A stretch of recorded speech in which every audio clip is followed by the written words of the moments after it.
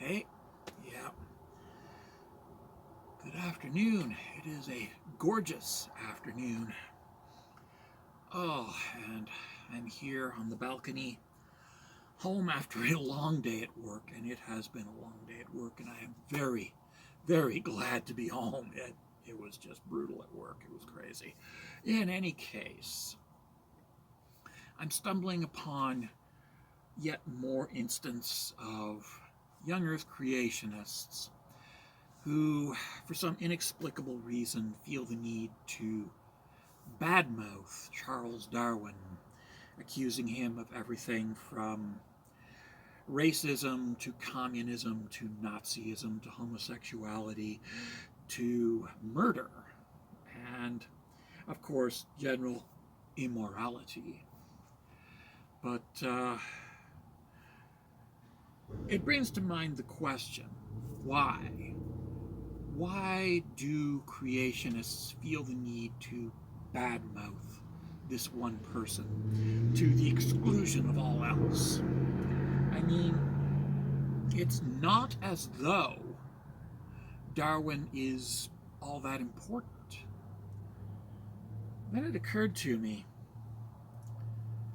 young Earth creationists view the world in terms of people believing in messiahs. So, according to young Earth creationist thinking, we have to think of Darwin as a messiah. That is to say, somebody who isn't just a historical footnote, which is what he is. He's a historical footnote. Instead, we are supposed to see him as a divine being, a god or a demigod, some sort of messianic figure whose every word is divine truth, an infallible god, an infallible being, some sort of magical, mystical creature who has taken a personal interest in each and every one of our lives, and who personally guides us to this day. Somebody that we might even pray to. Somebody who we would regard as, quote, holy, unquote. So for them, bad-mouthing Darwin is the equivalent of us bad-mouthing Jesus, of us saying Jesus' mother was a prostitute, and Jesus was a two-bit con man. Jesus was a deserter from the Roman army and a coward. Jesus was a homosexual pervert who turned tricks in downtown Jerusalem. It's the same sort of bullshit. And yes, it is meant to hurt our feelings. The problem is, Darwin isn't a messianic figure. We don't hang on his every word. We don't believe his words to be infallible truth. Instead, he is a historical footnote. He was a competent biologist, a competent researcher, and his research was competently done. But it was just research. Anybody could have done it.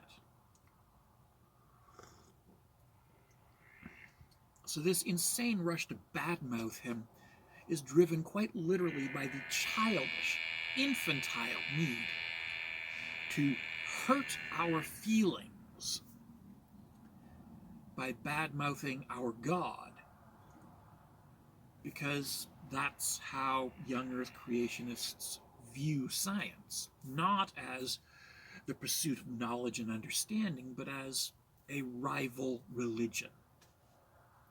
And to them, Darwin occupies the exact same spot in our minds that Jesus occupies in theirs.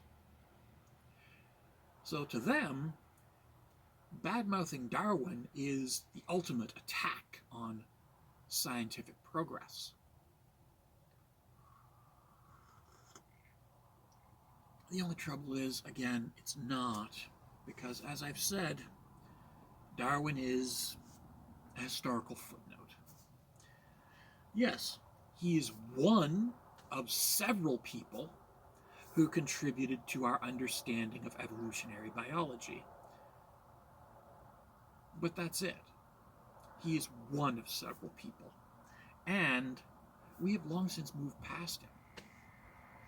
Not only that, but, and I've said this before, if Darwin had never existed, if Darwin had never been born, or if he had been smothered at birth, we would still have observations of evolution taking place.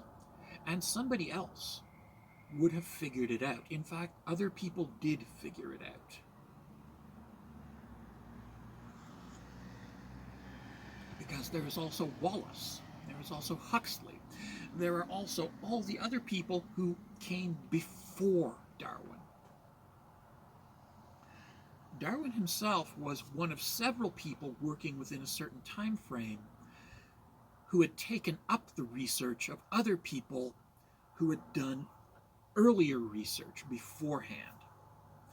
And yes, Darwin built on the research of his predecessors, just like Wallace built on the research of his predecessors, and Huxley built on the research of his predecessors. And together, they were able to formulate the theory of evolution by sexual selection. That's it.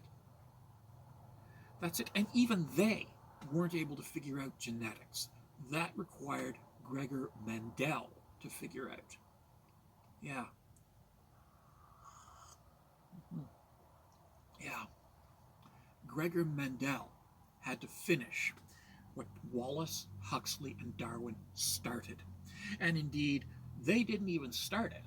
They had just continued it from other people before them, people like Patrick Matthew, Charles Lyell, and dare I say, Nicholas Steno and Leonardo da Vinci, all of whom contributed to our understanding of evolutionary biology by their own research. Many of them hundreds of years before Darwin was even born. So, when you badmouth Darwin, you're not hurting our feelings. You're annoying us with your lies. That's all you're accomplishing. You're annoying us.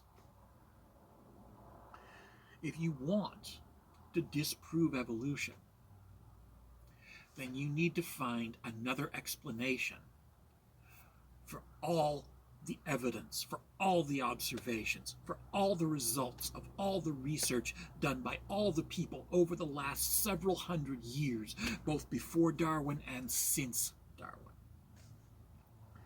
You have to find another explanation. Just saying Darwin was a poopy head isn't going to work. Okay? You have to actually explain the evidence. Explain the observations. That's what you need to do.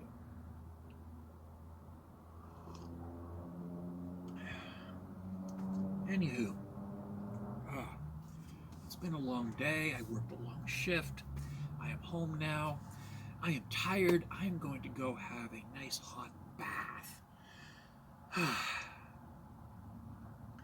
then I'm going to relax and listen to some good music. Ta-ta, folks. Take care. Be well. Stay safe.